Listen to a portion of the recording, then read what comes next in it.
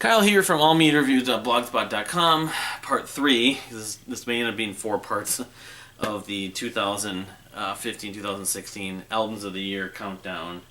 For various reasons, it's taken a little more time than I would anticipate, but whatever. This is the top 14, and either in 2 videos or 1 video. Anyway, so moving on, I just talked about the Warpaint record, Heads Up, but coming in after Warpaint, the Woods Brothers self-titled album. Produced and engineered by Casey Crescenzo of the Deer Hunter. Of course, he sings lead vocals on the song Terra Firma, which, I'll be honest, is still the best song on here, I think. But they reprised that melody, which it's a great melody. Very much like the Deer Hunter or the Reina Kindo and that sort of piano prog rock style. Yeah, there's a bunch of other guests on here. I enjoy most of this. The little interludes, My Enemy, Parabellum, Hell's Garden toward the end. There's a bunch of guests on here. One of them is from one of the members of Fall of Troy. But yeah, Thomas Eric, I think that might be the guy, I forget. Terra Nova, that's the one that reprised the closing track. It's a good debut album. It's very well produced, the production. And the Anecdota album that just came out in November, which will be on my next year's list, is kind of similar in a lot of respects. If you like piano-led progressive rock that sounds very modern, but doesn't kind of overstay its welcome, this is a great record. Some synthesizers and stuff, some vocal harmonies, great drum work. So, Woods Brothers with the self-titled debut album, The Woods Brothers. And then, that was 14. Number 13... going back to, it was early in the year, like February, something like that, Brooke Wagner put out I think this is her 4th studio album? 3rd or 4th, Sweven, which I remember thinking this would be more of a Go Easy Little Dove style, the album that I just totally got floored by her a few years back in 2009, and the style is probably closer to the most recent record before this, which, again, I'm spacing on. I should know off the top of my head, but... there's still there. She does use a lot of chamber music and chamber instrumentation rather on this record. And Widowmaker, or Pennies in Youth, Ovenbird. There's a bunch. She's just consistent. I mean, I don't know if she's ever gonna just go straight huge ambitious like Tamber did a couple years ago with Sun and Moon. But she continues to make really well written, well produced music. I don't know if her music's ever gonna totally catch on. Even though she played with Jack White on a mainstream level, but maybe it's for the best that it doesn't. But if she continues to put out records like Sweven again, I'll be happy with it. Otherwise, if she tries something different, I'd totally be up for hearing that. But this is, I would say the last 3 records she put out, the one before this, which I should just again pull it up. What was Brooke Wagner's?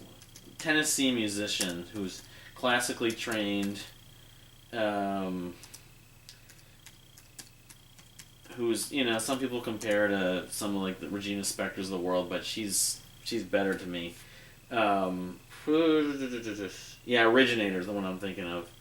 But if you've never heard her music before, I would say this wouldn't be a bad place to start, but also you could go back to the Originator or Go Easy Little Dove. Go Easy Little Doves, there's just great classical, like, chamber instrumentation arrangements. But, this is another quality record from Brooke. Coming at number 14... Number 13 rather.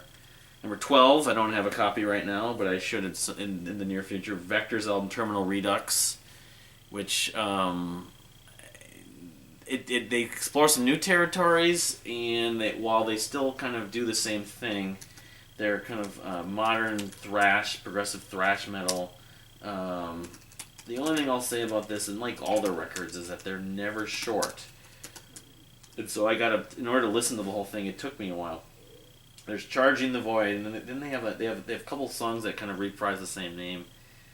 Charging the Void. Maybe I'm getting mixed up here, because I thought my track list is different. Recharging the Void, yeah, and that's the one. But Collapse is probably my favorite part, because there's a part in the middle or toward the end. They use clean vocals, which doesn't happen much in any of their music, and it's very melancholy, and it's just gorgeous at points. But this is, very energetic, spacey, and that's influenced by Voivod, but the previous records, Outer Oscillation and Black Future are just terrific records too. Terminal Redux sounds maybe slightly updated in terms of production style and everything like that, but as a whole, I can't complain about it. So moving on, let's see here. So I'm not Falling Up, number 11, the self-titled album from Falling Up. Their last album came out last November, December, and what was the song that was so addictive when I was getting into this, and it's like my favorite record earlier in the year. I don't have a hard copy. I was going to get it. They wanted a lot for the vinyl, and I just bought it digitally, and I pre-ordered it through the. Let's see here where it is. Pre-ordered it through the campaign. I think they did a campaign. Or just did like just a pre-order. In the wood shop. It's melancholy, but I always get the sense because it's the end of the band. It's more acoustic than some of the more recent Falling Up albums, but I think it might be my favorite Falling Up album. Either that or Fangs. Jesse Raborti, of course, also did the River Empires and the Gloomcatcher and other stuff. We'll see what he does next, but as a last sort of swan song for Falling Up, that's why I put it number 11, because I enjoyed it. I just haven't listened to it in a while. A lot of these records, I just trying to compare them. Just remember loving this record when it first came out about a year ago. And number 10, Meniscus, the album Refractions, Australian band, post-rock band from down under.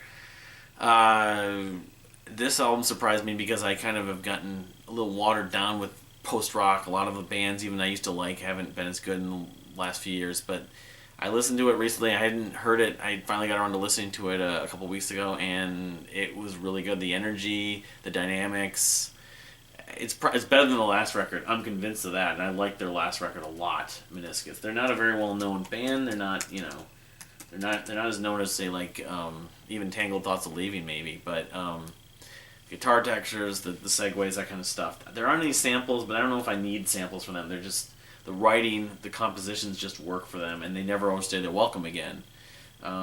Very surprised how much I enjoyed it. So that was number 10. Number 9, Local Natives, with their third record, Sunlit Youth. I don't know if I'm going to be able to pull this out, but I should be pulling up every one of these, because I don't know, have the track list. Yeah, I'm going to have to. Let's see here. Sunlit Youth, which, like the Warpaint record, I had to go back to it a few times just to, reevaluate or remember how much I enjoyed it when I initially heard it. Past Lives, that's the radio hit, which it's a great song.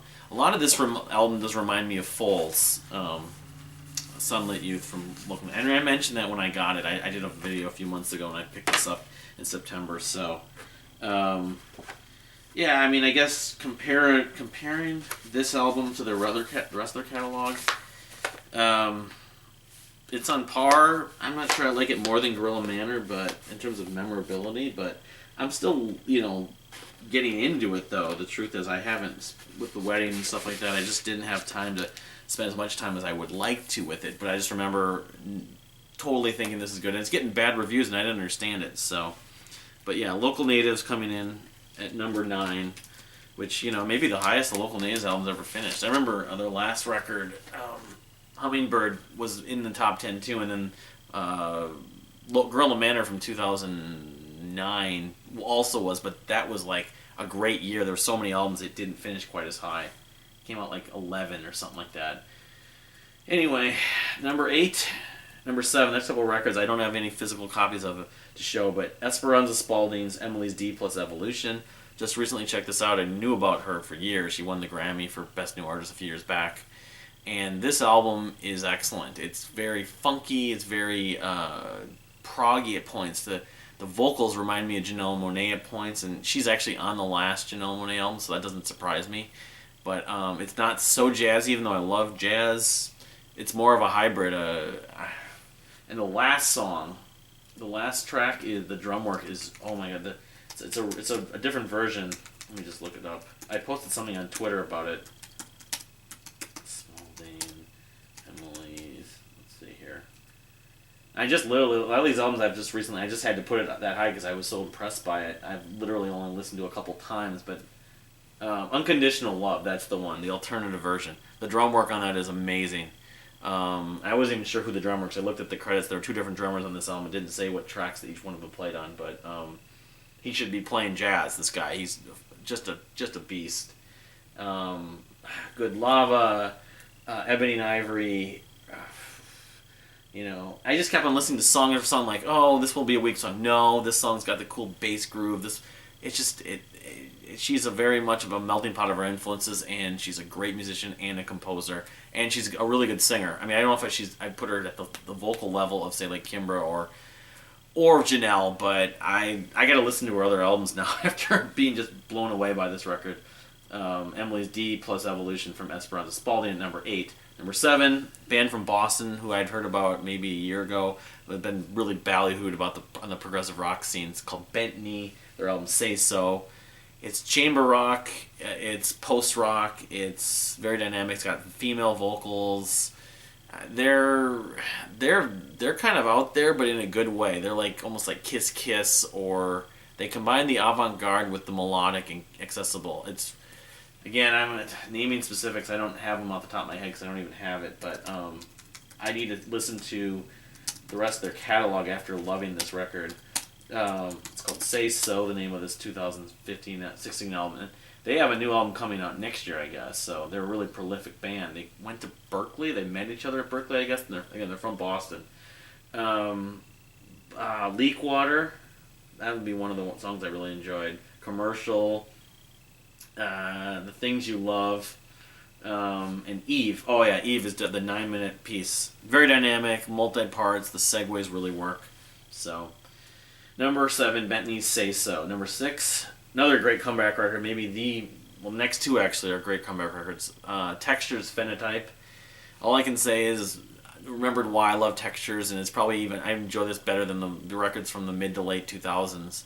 And it doesn't sound djenty. And this is the first of 2 records. They're going to be putting up another record, like a sequel to it. It's a 2-part series, supposedly in 2017. But I'm not going to go into specifics because, again, I have to pull up the track list. But really love the Textures record, Phenotype. I know it's got mixed reviews. Does it sound like Meshuggah? Not to me. It's more progressive metalcore, that kind of thing, I guess. But anyway, moving to the top 5, Long Distance Calling's album Trips. They do have a singer on multiple tracks. I think it's called The Line. And I gotta see about picking up a hard copy of this after I was surprised how much. I loved their album Avoid the Light from 2009. The stuff they've put out since, I wasn't all that addicted to. I mean, it wasn't bad, but that was what I was talking about, post-rock with Meniscus and some of these bands. Long Distance Calling, my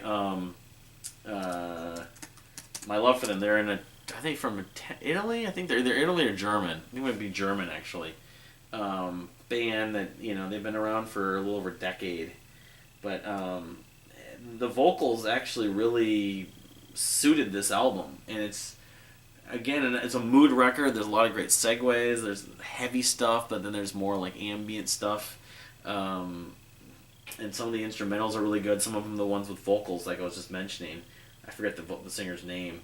It's just called Lines, actually. It's not... Lines. That's the token single, but it's a catchy, earwormy song. And that's why it's in the top 5. I will be listening to Trips for a long time. It's... I don't know if I'm ready to put it above Void the Light, but it's just behind it. So, alright, moving to the top 4. Marillion's Fear. In fact, I'm going to stop. I'll go to the top 4.